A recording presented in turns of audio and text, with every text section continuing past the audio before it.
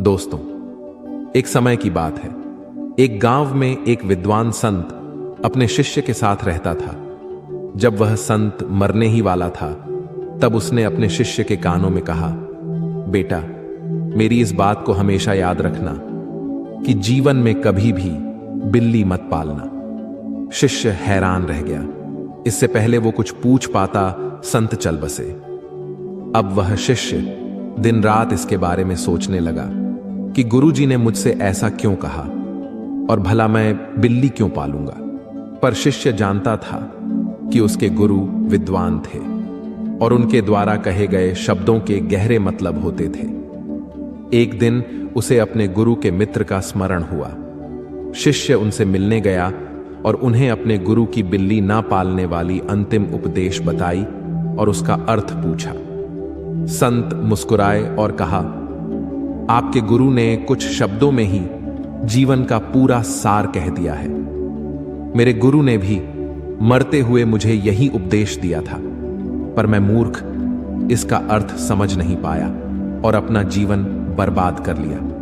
आज मैं इसका अर्थ तुम्हें समझाता हूं, तुम इसे बड़े ध्यान से सुनना। जब मेरे गुरु ने मुझे बिल्ली न पालने का अंतिम उपदेश दिया था, तब मैंने उसे व्यर्थ की बात समझ लिया और कभी उसका अर्थ जानने की कोशिश नहीं किया।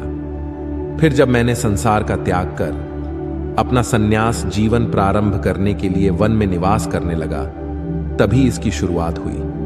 वन में मेरे निवास स्थान के पास एक गांव था, जहां मैं भिक्षा मांगने जाता था।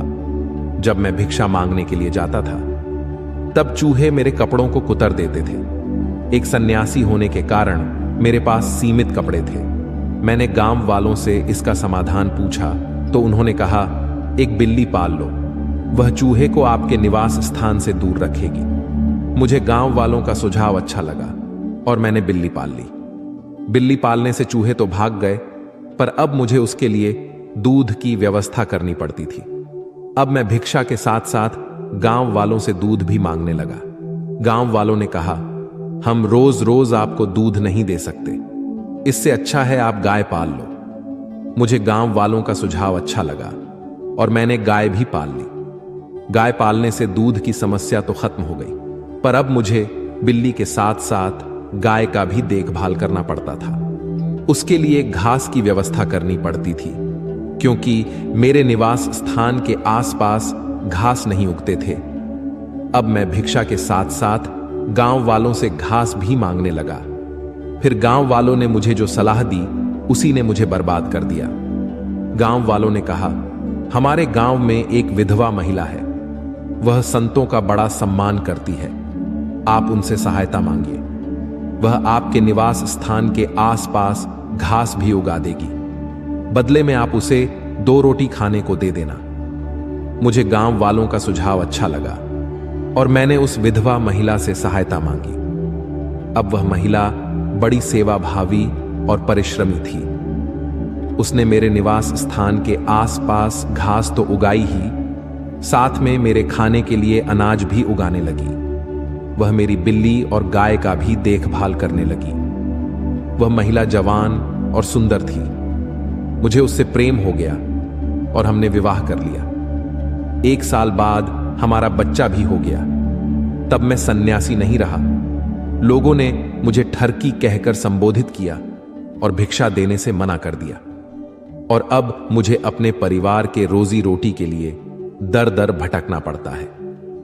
आपके गुरु ने कहा कि बिल्ली मत पालना। यहां बिल्ली ना पालने का अर्थ मन को छूट ना देने से है। मेरी इस कहानी में गांव वाले मन का प्रतीक है। जिस प्रकार मन हमें तरह तरह का प्रलोभन देता है, उसी प्रकार गांव वालों ने भी मुझे कभी बिल्ली, कभी गाय, तो कभी स्त्री रखने का प्रलोभन दिया। अगर मैंने पहली प्रलोभन को ही ठुकरा दिया होता, अर्थात बिल्ली नहीं पाली होती, तो आज मेरी यह दुर्दशा नहीं होती। ये वीडियो आपको कैसा लगा कमेंट बॉक्स में जरूर बताएं। ऐसी कहानियों के लिए मेरे चैनल को सब्सक्राइब करें। धन्यवाद।